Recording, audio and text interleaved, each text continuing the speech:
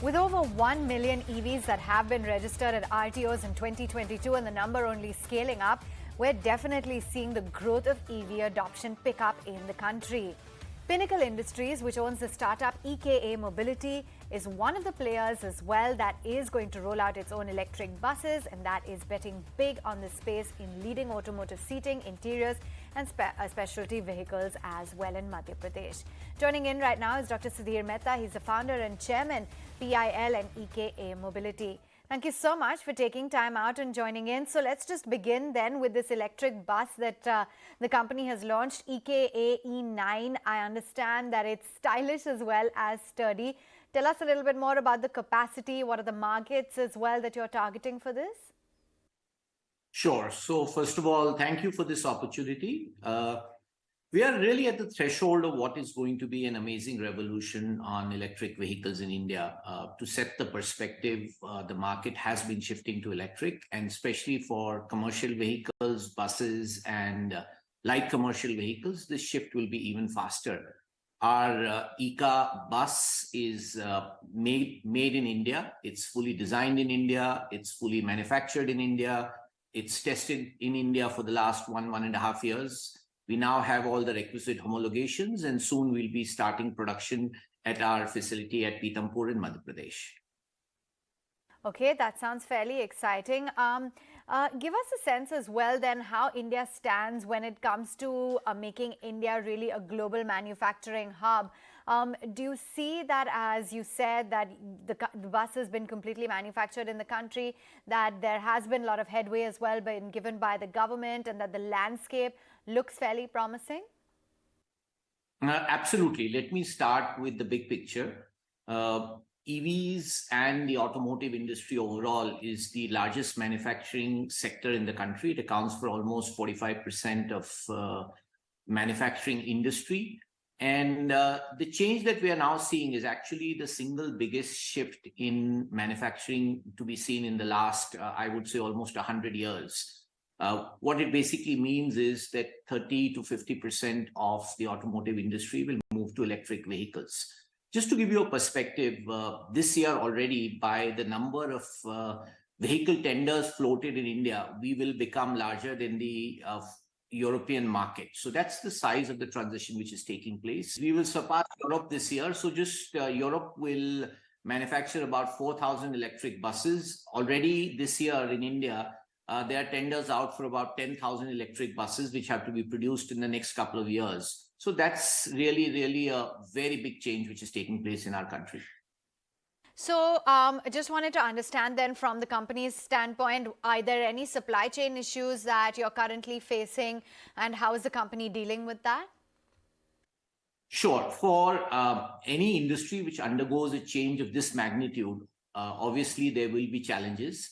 The big challenge is for the supply chain industry really to catch up in numbers terms. If you see, this is a big shift from the conventional ICE vehicles, which typically had a lot of mechanical parts. In the case of EVs, there is as much software involved, there is as much electronics involved, and of course, then you have the battery pack, which constitutes the single largest element of the cost per an electric vehicle.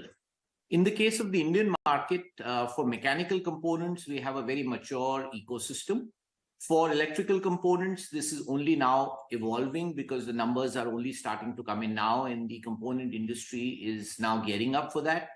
And as far as software is concerned, that's an area that India is fairly strong at. We have developed the entire vehicle control software on our own. The IP belongs to us. So that's something where our country will be extremely strong.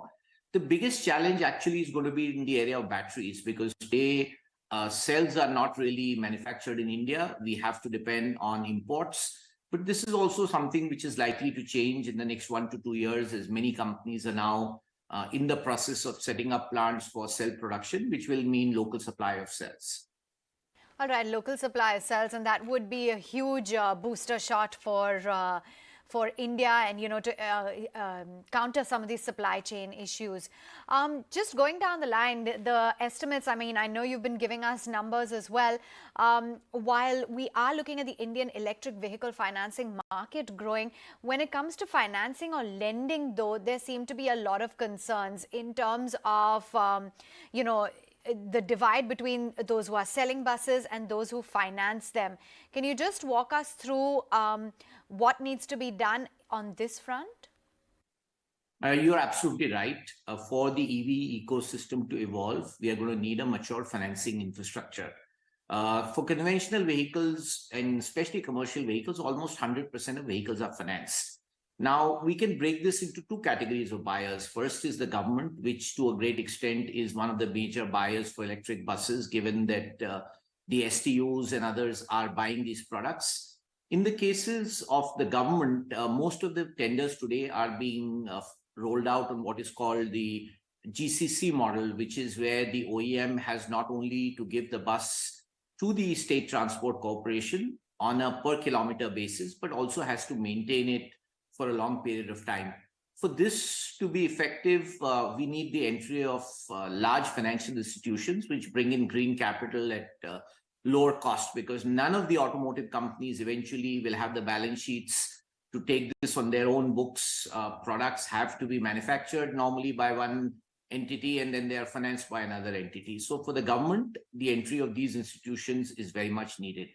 For the private sector, where the primary buyers are people who are buying it for either staff transport or somebody is buying it for school buses, this is where the private NBFC market has been extremely strong in India. The challenge there is that most of these are dependent on the resale value of the vehicle. Now, for electric vehicles, this is a completely new paradigm. First and foremost, electric vehicles, the life is at least twice as much as conventional vehicles. But because we don't have a track record or a history of that in India, the finance companies are actually waiting for the data. So it's kind of a chicken and egg situation. And I think for the private sector, it will be very important for them to get involved. It's a large opportunity. And what they will end up finding is that electrical vehicles actually make a lot of sense and are profitable for financing. But this is taking some time. All right, hopefully those issues should be ironed out soon.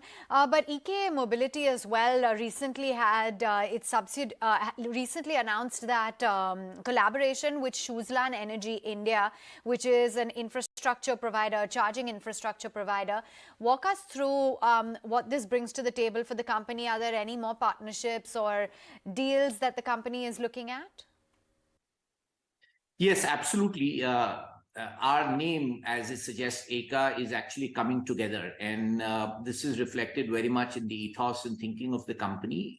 We really are, as an OEM, need to bring together all the constituent elements. And the charging infrastructure is one of the very important elements. So our partnership with Suzlon, basically what it means is that they will bring the charging infrastructure to bear. It will be available both for our customers to either set up charging stations and equally interestingly, to be able to pay on a per use basis for charging. So I think this is a very important element of the ecosystem, and we are looking for several such partnerships really to create a basis where customers not only get a vehicle, but get a complete solution.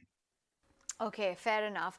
And just walk us through, in terms of for the company itself, has there been any, fundraising that's been done? Is there anything on the anvil that you're looking at? Yes, we up to now, the company is funded by Pinnacle Industries and VDL, which is the largest electric bus company in Europe. We are the co-owners of the company to this point in time. Now that the vehicles are being rolled out, we are looking to expand our plants, and we are in the process of doing our first external fundraise. This is something we hope to announce in the coming months, but certainly this will be a process, because as we move along, there will be funding needed both for expansion of our plants as also for the SPVs, which are then created to, once we get the tenders from the government, to run and to operate these vehicles on a long-term basis. Okay, and walk us through the kind of financials that you enjoy at the moment in terms of, what the overall revenue run rate is, how it works when it comes to your margins. So we are at the very starting stages. Fortunately, we already have now confirmed orders for about 500 buses. We will start, as I said, our first rollout of buses in the coming months. We are one of the auto PLI companies, so we have committed an investment of 2,000 crores over the next 5 years on this project. This will be made in phases as we move along. And during the next year, we envisage that our first vehicles in buses and LCVs will be in the market. And of course, depending on the situation with government tenders and private orders, we will scale up production as needed. And given that the estimates indicate that the Indian electric vehicle financing market is valued at over $2.1 billion US, it could reach $4.3 billion over the next 5 years or so. What is it that the company is looking at in terms of their growth prospects, and how do you plan to leverage and capitalize on this boom? So we are focused on two products. The first is buses. In the case of buses, the buyers, as I mentioned, is the government, is the primary buyer at the moment. But there will also be a shift for private buyers as they realize the value of switching to green mobility. It has a very important ESG component, but then also it makes commercial sense to be able to do so.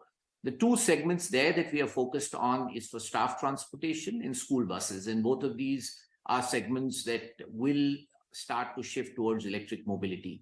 The second product that we are focused on is light commercial vehicles. This is a very large market. It's a market of about 500,000 in India and a global addressable market of about 5 million a year. And this is expected to grow rapidly in the coming years. And we will also be looking for our fair share of this market. We wish you all the best. Thank you so much, Mr. Mehta, for joining us on Startup Central. Thank you for your time. Time to slip into a very quick break. And as we do, take a look at the tweet of the day. See you on the other side.